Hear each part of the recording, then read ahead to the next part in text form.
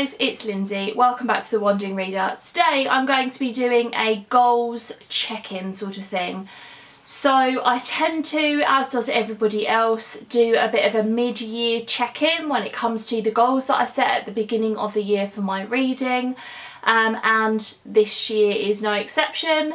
Although it is going up on my channel a little bit later than midway through the year. So yeah, this is going up towards the end of July, I think. So, but still, it's good to do kind of a little review of how things are going. So, I set myself at the beginning of the year 4 reading goals, which, yeah, I'm just going to talk to you about what they were and how I'm getting on, and yeah, let's jump in. So reading goal number 1 was my Goodreads goal, which I set at 80 books this year, which was a little bit of an increase on last year. I think last year I set it at something like 75. And so far this year I have read 50 books. So I'm well on track for that. And according to Goodreads, so when you go onto the actual website on a desktop or laptop, whatever, and you go onto your reading challenge, or even on the front page actually, it will tell you whereabouts you are, and it will tell you whether you're behind or ahead of schedule, and it says that I am 8 books ahead of schedule. So I'm really pleased with that. Over halfway through, obviously 50 books at this point in July. So today I'm pre-filming this, so today is July the 14th, I think, and I've read 50 books at this point, so I should definitely meet that goal at the end of the year, and I've really enjoyed meeting that Goodreads goal every year so far, so fingers crossed. Okay, goal number 2 was to read all of Jane Austen's novels, and I started out the year really well. I started reading, I think it was Sense and Sensibility. I think that's what it was, and I had this idea that I would read it physically at the same time as reading the audiobook and listen to a chapter or a couple of chapters a day. And like I said, I started the year really well. I think I listened to the first 15 chapters or something like that of Sense and Sensibility, and then I kind of fell out of the habit of doing it, and because I used to kind of get home from work and listen to it sort of almost as soon as I got home from work, and then it'd sort of be out of the way for the rest of the evening. But I think there were a couple of examples of where I couldn't listen to it because we were out or something like that, and then I kind of fell out of the habit of doing it.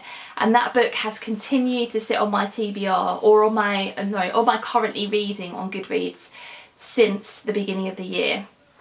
For me to have read all of Jane Austen's novels in 1 year, I think there are 6, aren't there? I basically needed to read 1 every 2 months, which isn't that big a deal really, but I'm so behind now. I should have read 3 by this point and be on to my 4th, and I'm not.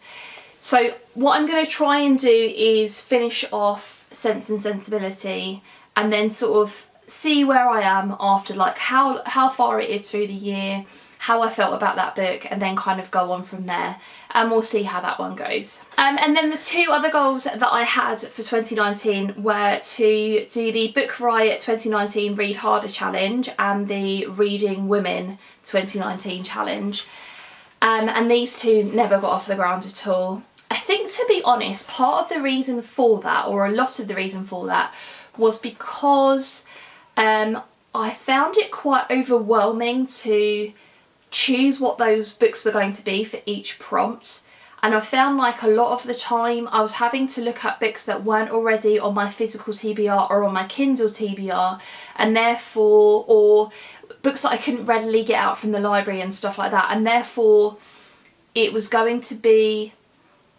a bit more difficult for me to get hold of some of those books, but also I wouldn't necessarily be reading the books that I wanted to read, alongside the fact that I wouldn't be trying to get my TBR down. Not that that's been a focus this year at all, but I kind of feel like I need to be reading more books off of my own TBR rather than kind of purposely going out and buying things just because of these 2 reading challenges. So I think those are the reasons that those 2 things didn't get off the ground. And I'm especially disappointed about the Reading Women challenge. Earlier on in June there was the Reading Women readathon kind of bingo thing going on, which looks really interesting, and actually I think they've tended to do a readathon in the month of June for the past couple of years. So I think next year what I'll do when it comes to that is participate in that readathon in June in some sort of sense, to kind of fulfill my want of trying to read more, or my want of I want to read more female authors, that sort of idea. But I think year-long lists like that are perhaps not something for me. Okay, so I was about to continue on with that, and then my husband, you might have heard him in the background actually, just shouted yes really loudly, and that's because England have just won the Cricket World Cup. So if you were wondering what that was all about, I had to pause the video because, yeah, I wanted to know. I knew what he was watching, but obviously wanted to know for sure what had happened. So yay England. So yeah, anyway, moving on from that, that led me into a whole kind of thought process about setting reading goals for myself. I kind of feel, because for the past couple of years I've set myself quite ambitious, stringent kind of reading goals, and I've basically failed both years. I mean, we're midway through the year, but I'm not going to do those two lists. That's just not going to happen. So I've kind of failed on those kind of things, and it did get me thinking about the fact that, you know, am I setting the wrong reading goals for myself, or should I be setting reading goals at all? I think one of the things to think about is that reading is obviously a massive hobby that I have and that lots of people have. I don't read for work or, you know, because it's my job. I read because it's pleasurable, you know, I enjoy it, I get a lot out of it, like that kind of idea. So sometimes I kind of feel like if I attach an ambition, a goal to that kind of idea, then I'm not necessarily going to reach it, because it becomes a bit more difficult, like it becomes a bit more like hard work, that kind of idea. But at the same time, I am quite an ambitious person in general, and I enjoy kind of hitting things and stuff like that. So part of me thinks that I'm setting myself the wrong reading goals, and that perhaps I need to have a bit more of a think about what I'm actually setting in preparation for 2020. Rather than, what I tend to do is kind of only start thinking about it in December, sort of like a few weeks before I'm going to film the actual video itself, and therefore, you know, I'm probably being influenced a lot by other people's videos where they set up their goals for the next year, for the preceding year, yeah.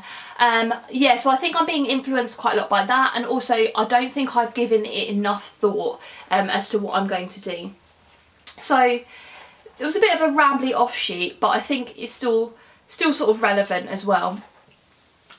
Yeah, I'd love you guys to kind of make some suggestions down below of things that maybe you've done in the past as your reading goals, or that you've seen other booktubers do that you think might suit me and the way I read and my reading taste and that sort of idea.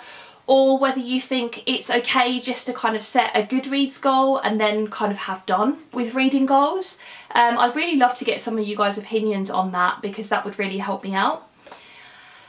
Yeah, so this was a bit of a strange video, as it were, a goals check-in where I hadn't really met any of those goals, or wasn't on the way to, apart from Goodreads. But I thought I would check in with you guys anyway, let you guys know how I'm getting on, what the situation is, that sort of idea.